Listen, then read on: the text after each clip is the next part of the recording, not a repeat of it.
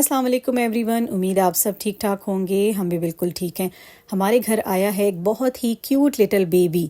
बड़े वाले ग्रीन तोते होते हैं ना, उनका छोटू सा ये बेबी है। लग रहा बड़ा है लेकिन ये अभी अभी आई थिंक 2 वीक्स का है। बहुत ही क्यूट है। हमारी मॉर्निंग तो इसको लाड दुलार देने के बाद स्टार्ट होती है। दिल ही नहीं करता इसको गोद से उतारने का या हाथ से रखने का। महद और मैं तो जैसे बस लेके इसको बैठे रहें ऐसा दिल करता है।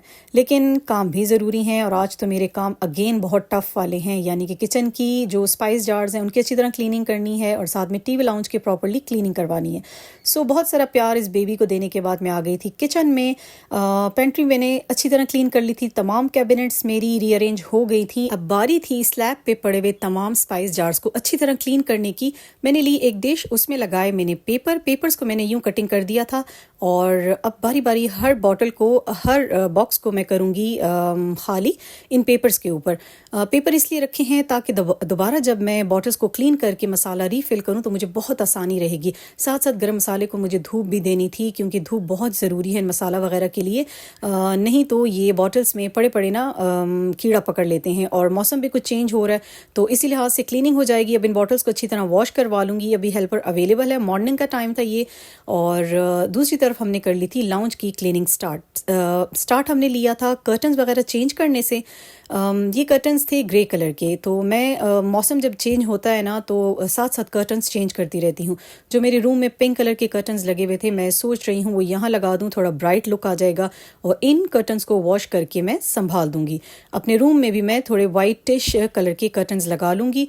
अच्छी तरह ये डोर साफ़ होगा, इसका जो मिरर है सारा क्लीन होगा और साथ साथ ये पिंक कर्टन्स वॉश कर चुकी थी मैं पहले। अब इनको हम फटाफट लगा देंगे। सब मिलजुल के हेल्प कर रहे थे एक दूसरे की ताकि काम जल्दी जल्दी ख़त्म हो जाए, क्योंकि क्लीनिंग जब आप स्टार्ट करते हो ना तो बहुत ज़्यादा फिर काम लंबा हो जाता है। तमाम सोफ़ों को हमने इन्हीं ग्रे कर्टन से कवर कर दिया था क्योंकि अभी सारी सीलिंग क्लीन होने वाली थी। तो सीलिंग से जो गंद वगैरह गिरेगा तो मुझे ये था कि सोफ़ा कवर्स बहुत गंदे हो जाएंगे। फिर मेन रूम है यही, तो इतना जल्दी तो आप हर चीज़ वॉश कर नहीं सकते हैं। सो बेहतर है उनको अच्छी तरह ढक दें।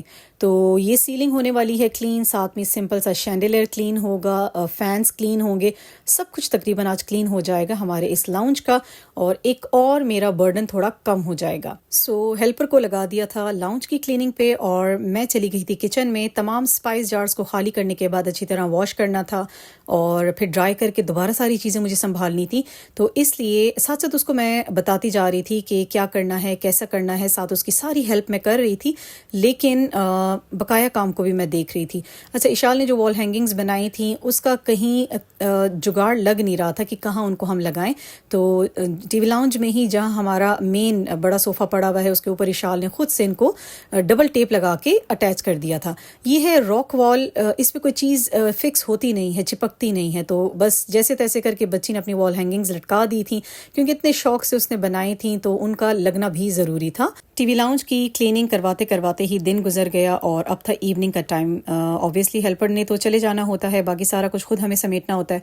तो मसाले को अच्छी तरह धूप लग गई थी। इस चीज़ की मुझे बहुत खुशी थी कि अच्छी तरह मैंने इसको धूप दे दी थी। अब टेंशन मुझे नहीं होगी तकरीबन कि कीड़ा लग जाएगा या वेस्ट हो जाएगा। बहुत मुझे इरिटेशन होती है इन चीज़ों से। बॉक्सेस भी अच्छी तरह ड्राई हो गए थे और पेपर पे मसाला रखने का मुझे ये फ़ायदा हुआ कि आराम से इसको उठा के फ़ोल्ड करके मैं तमाम मसाले को बॉटल्स में डालती गई। तो बड़ी ही ये यूज़फुल टिप रही मेरे लिए। आप भी जब मसाला निकालें ना बॉक्सेस में से तो इसी तरह पेपर के ऊपर रखिएगा और उसके साथ ही फिर अपनी बॉटल्स को आराम से आप रीफ़िल कर सकते हैं। तो ये मेरे लिए एक आसानी रही। तमाम मसाला मैं 1 बाय 1 इसमें डालती जाऊंगी। ये जो मेरा पूरा रैक है ये है ही सिर्फ गरम मसाला आइटम के लिए। तो अल्हम्दुलिल्लाह इसकी अच्छी तरह क्लीनिंग हो गई। अब इसको करूँगी एक तरफ और साथ साथ जो दूसरे मसाला जार्स पड़े हुए हैं, मसाला रैक पड़ा हुआ है, जो 2 रहते हैं, अब इनकी बारी आ जाएगी इनको क्लीन करने की। अच्छा, ये मेरी जो रूटीन है ना ये हर साल की रूटीन है। इसमें कोई भी चेंज मैंने नहीं किया है। सिर्फ ये चेंज आया है कि मैं यूट्यूब पे आ गई हूँ तो आप लोगों के साथ शेयर कर रही हूँ अपनी रूटीन, वरना ये हमारे घर की रूटीन है। रमज़ान आने से पहले इसी तरह क्लीनिंग्स होती हैं, इसी तरह किचन क्लीन होते हैं, तमाम स्पाइस रैक्स और जार्स क्लीन होते हैं। तो अब बारी है इस जार की। इसको मैं सोच रही हूँ कि शीशे अंदर से क्लीन है, नहीं लग रहा मुझे कि इनको अंदर से वॉश करने की ज़रूरत पड़ेगी। इस रैक को धो लूँगी और जो शीशियाँ हैं उनकी कैप्स को वॉश कर लूँगी। साथ साथ ये वाला रैक मुझे टोटली क्लीन करना है क्योंकि इस पे बहुत सारे स्टेन नज़र आ रहे थे और यूज़ भी ज़्यादा होता है तो स्टेन वगैरह तो इस पर लग ही जाते हैं। तो फटाफट अब इनको भी मैं अच्छा इसकी जो ये अटैच हुए हुए हैं ना, ये स्पाइस रैक की जो अटैचमेंट्स है मैं इनको वॉश करूँगी, इसके बॉक्सेस को वॉश नहीं करूँगी। और स्टोरेज बॉक्स, हम ख़वातीन को कहीं भी कोई स्टोरेज बॉक्स मिल जाए तो बस उसमें दे धनाधन चीज़ें ठूसना शुरू हो जाती हैं। मैंने भी यहाँ अपने नीड के मुताबिक स्टॉपर रखा हुआ है, सीज़र है एंड क्लिप्स रखे हुए हैं। दूसरी तरफ मैंने रखे हुए ये तमाम एक्स्ट्रा स्पून्स जिनको कि वेस्ट नहीं कर सकती, कहीं ना कहीं इनकी ज़रूरत पड़ती ही है। तो दोनों स्टोरेज बॉक्सेस मैंने खूब अच्छे से इस्तेमाल किए हुए हैं। ये एक थ्रेड रखा हुआ है कि मनी प्लांट वगैरह को अक्सर बांधने के काम आता है। तो जल्दी से इन स्टोरेज बॉक्सेस को मैं करूँगी खाली और इसकी भी क्लीनिंग शुरू कर देंगे। और अब ये सारा काम मुझे ख़ुद ही करना है, सारे बॉक्सेस धोने भी खुद हैं, फटाफट ड्राई भी करने हैं और इनको जल्दी से मुझे काउंट स्लैब पे लगाना भी है। तो ये सारे काम हर साल होते रहते हैं, हर घर में होते हैं, बस चेंज ये है कि आप लोगों से शेयर हो रहा है सब कुछ। लेकिन फिर भी कुछ लोग ऐसे हेट कमेंट देते हैं कि इबादत का महीना है, इबादत की तैयारी नहीं कर रही और ये दिखा रही हैं वो दिखा रही हैं। तो बहुत ही डिसहार्ट फील होता है तब कि वो लोग खुद भी ऐसे ही क्लीनिंग्स कर रहे होंगे, ऐसे ही तैयारी कर रहे होंगे, लेकिन इतने बुरे कमेंट क्यों देते हैं समझ नहीं आती। खैर बहरहाल कोई बात नहीं, सुनना भी पड़ता है। जब आपको अपना बहुत कुछ शेयर करना पड़ता है तो लोगों की सुननी भी पड़ती है। कोई बात नहीं, मैं दिल पे नहीं लेती ऐसी बातें। सो ये जो शीशे के जार्स हैं मेरे, छोटे छोटे जो बॉटल्स हैं मेरी, इनको मैं खाली नहीं करूँगी, बस इनकी कैप्स को अच्छी तरह वॉश कर लूँगी और इनका जो ये बेस रैक है इसको अच्छी तरह वॉश कर लूँगी। तो इसी काम में बस मैं लगी हुई थी। आज सारा दिन सुबह से शाम तक ऐसे ही गुजरा, लेकिन खुशी ये थी कि लाउंज बहुत अच्छी तरह हमारा क्लीन हो गया। हमारे किचन की जो मेन आइटम्स है वो बहुत अच्छी तरह क्लीन हो गए। तो बहुत मैं रिलैक्स हो गई हूँ क्योंकि इस दफ़ा रमज़ान में क्या है कि बच्चों ने स्कूल भी जाना है, ट्यूशन भी जाना है, हमें फिर ये क्लीनिंग्स वगैरह का टाइम नहीं मिलना, हमने रूटीन ही अपनी निकालनी है। तो बहुत बड़ी बात हो जाएगी नमाज और कुरान पाक पढ़ने के साथ, ये भी मैं कहती जाऊँ। तो जो यहाँ पे रैक्स थे ना, उनके मैंने ऊपर के ढक्कन अच्छी तरह साफ़ किए। ये पेपर मुझे बहुत अच्छा लगता है इसलिए मैंने इसको रिमूव नहीं किया। और जो दो डेकोरेशन आइटम्स मैंने रखे हैं उनको भी क्लीन करके इस स्पाइस रैक के ऊपर मैंने लगा दिया। तो ये स्पाइस रैक भी मेरा अच्छी तरह क्लीन हो गया था।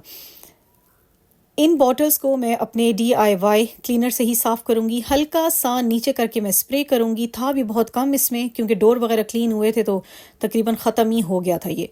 तो इन शीशियों को बाहर से अच्छी तरह साफ़ कर दूँगी और मैं दिखाती हूँ आपको कि कितनी मज़े की ये चमक जाएंगी। तो ये क्लीन हो गई थी। मुझे शुरू में ही नहीं फ़ील हुआ कि इनको वॉश करना चाहिए क्योंकि अभी भी मैंने इनमें फ़्रेश मसाला भरा था। तो बस इनको अच्छी तरह क्लीन करके जल्दी से इसकी भी रैक में लगाती हूँ। इनकी जो कैप्स हैं उनको अच्छी तरह ड्राई कर दूँगी और इस रैक का भी काम हो जाएगा कंप्लीट।